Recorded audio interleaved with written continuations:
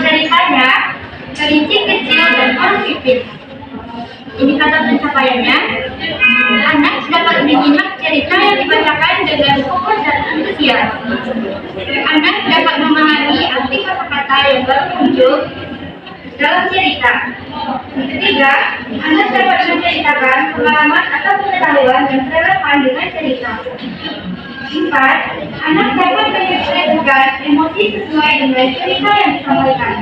Tujuan pembelajaran kita, anak dapat memahami cerita dari kelinci kecil dan burung pipit. Anak-anak dapat menjawab pertanyaan yang lagi diberikan. Anak dapat menceritakan kembali isi cerita yang telah dibacakan dengan bahasa sendiri. Anak dapat mengungkapkan ide, pendapat, dan perasaan terkait cerita. Kegiatan pembelajaran, kegiatan awal, guru bertanya tentang kapan anak-anak. Guru menjelaskan bahwa ini akan belajar melalui kegiatan membaca cerita dan bercerita. Kegiatan intinya, guru memperlihatkan buku cerita yang berjudul Kelinci dan Burung Pipit. Anak-anak mendengarkan dengan antusias. Guru mengajukan pertanyaan terkait bumi cerita. Guru meminta pendapat anak untuk menceritakan kembali isi cerita dengan bahasa sendiri. Serta anak-anak menceritakan kembali cerita secara besar.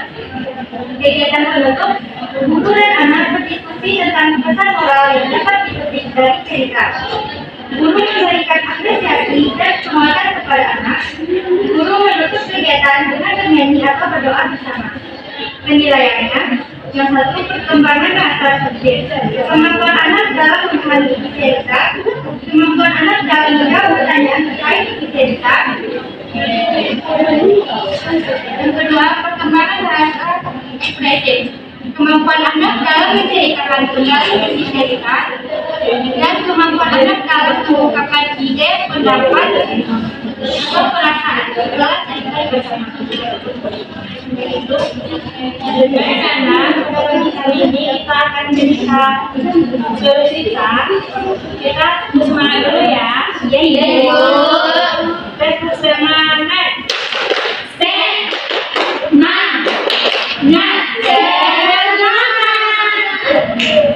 Baiklah.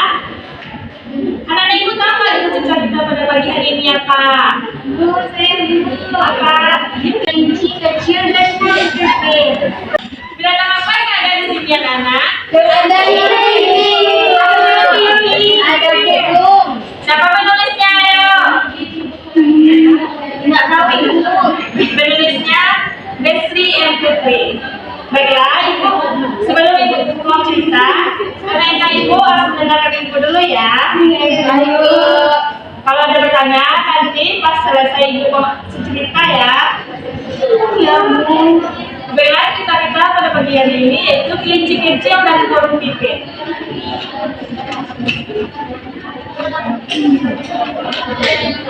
Aduh, sakit.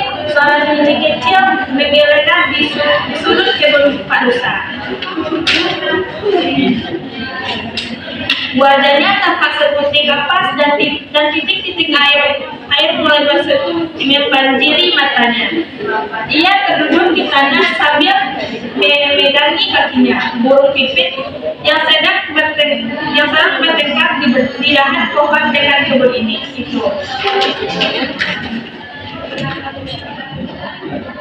Ada apa kelinci kecil? Tanya burung pipit. Kakinya terhentuk batu, lalu aku jatuh. Jawab kelinci sambil meringis kesakitan. Apa yang kamu lakukan di sini? Tanya burung pipit. Aku mau menangkap wortel itu. Kelinci kecil menunjuk ke arah tanaman wortel di kebun Nusa.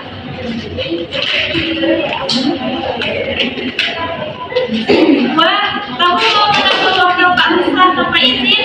Tanya burung pipit. Iya, aku melihat daun-daun tanaman wortel itu meramai-ramai memanggilku? Jawab kecil-kecil dengan kepala tertunduk.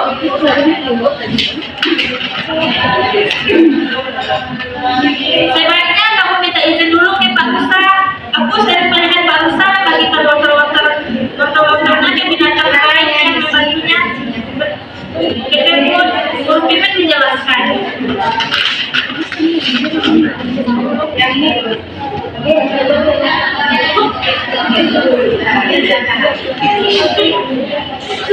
Mengapa kau berada di luar sana, Pak Singa? Raja hutan memerintahkan supaya semua penghuni hutan tinggal di sarang masing-masing. Saat ini ada wabah penyakit yang sedang menyebar ke seluruh hutan. Aku bosan, aku sudah 2 minggu berdiam di sarang. Jawab kelinci kecil. Pikirannya menari-nari teringat pesan ibu tadi pagi.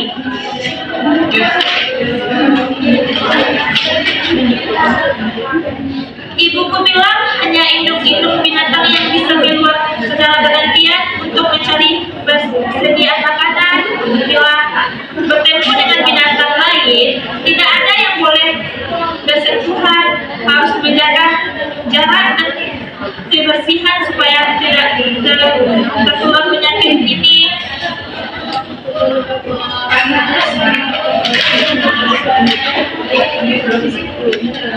Ibumu benar, kau seharusnya mematuhi perintahnya, tegas Guru Pipit.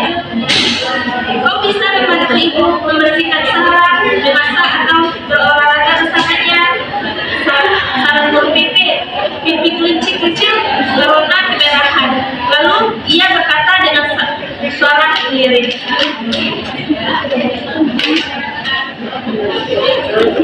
Ibuku mengatakan hal yang sama, tetapi aku tidak mengacuhkannya.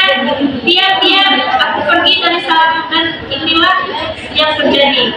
Sebaiknya kau segera pulang dan meminta maaf pada ibumu, balas Guru Pipit. Iya, aku akan segera melakukannya. Terima kasih Guru Pipit sudah menyadarkanku.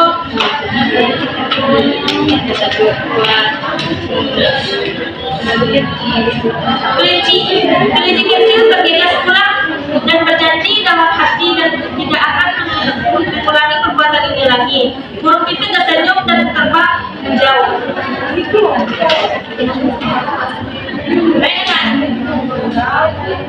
Bagaimana? Sekian sudah kita pada pagi hari ini. Apakah anak ibu ada yang bertanya? Kalau tidak, ibu akan bertanya kepada anak ibu.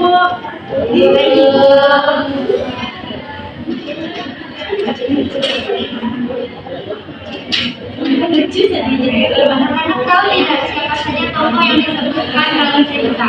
Saya ibuku. Ada kelinci, ada burung pipit dan elang serta ibu kelinci dan rusa. Dan rusa ibu. Ada penjelasan. Burung pipit. Kelinci apa? Burung pipit dan kelinci.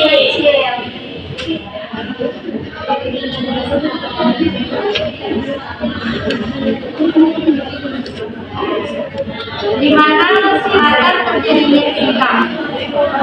Di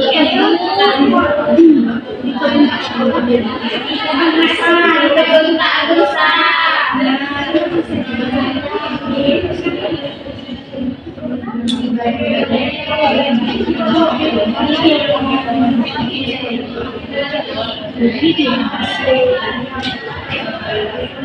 Dalam cerita apa yang terjadi pada kelinci? Kelinci menangis karena kakinya terluka, ibu. Kelinci bertemu sama burung pipit.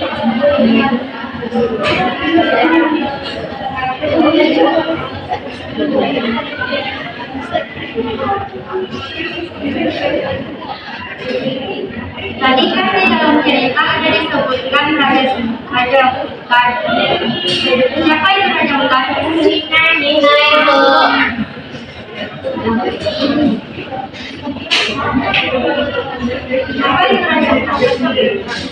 Ternyata yang puas ibu ketika buatkan di dalam hidupnya ada pemimpin di dalam bersama.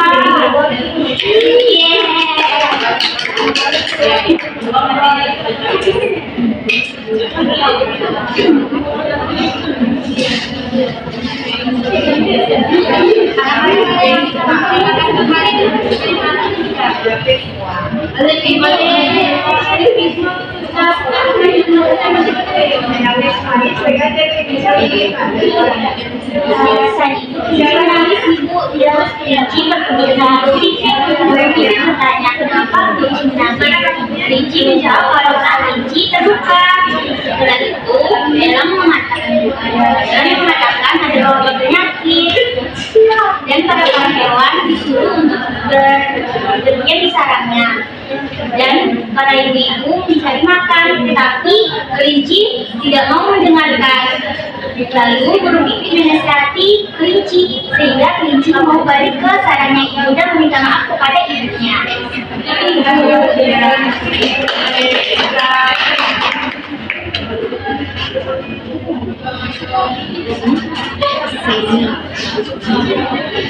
Dari kecil tadi, aku sama olahraga. Kita tidak boleh berbohong dan mencuri ibu.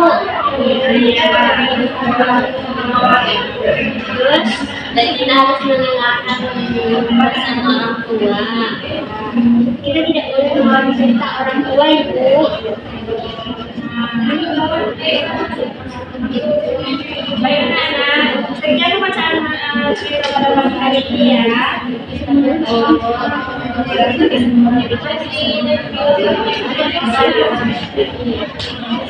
Kesimpulan cerita pada pagi hari ini yaitu anak-anak ibu tidak boleh membantah kata orang tua. Kalau pergi keluar harus diberi orang tua dulu. Dan nggak boleh mencuri. Kalau